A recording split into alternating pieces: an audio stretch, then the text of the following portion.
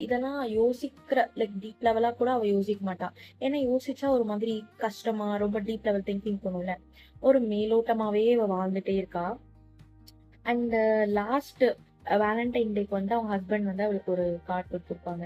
அந்த கார்டில் அவர் என்ன சொல்லியிருப்பான்னா, டு மை டியர் எல்லா, a woman with quiet manner, a generous heart, and the patience of a saint. Thank you for being my wife and thank you for accepting as who I am. அப்படின்னு அவர் வந்து சொல்லியிருப்பாரு.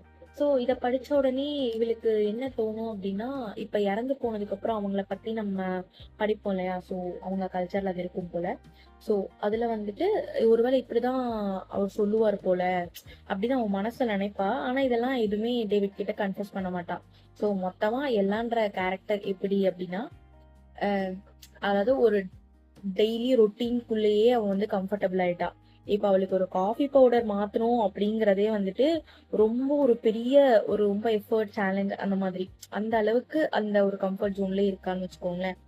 ஆனா இப்படிப்பட்ட நம்ம எல்லாம் 2008 20 years of மேரேஜ்க்கு அப்புறமா divorce கேட்க போறான். ஏன் அப்படின்னா ரீசன் வந்துட்டு லவ் தான். சரியா? அவங்க ஒரே சிட்டில வாழல, ஒரு கான்டினென்ட்ல வாழல.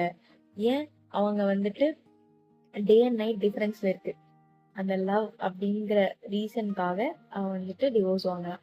ஏன் அப்படின்னு சொல்லிட்டு நாம வந்து நெக்ஸ்ட் வீடியோல பார்க்கலாம்.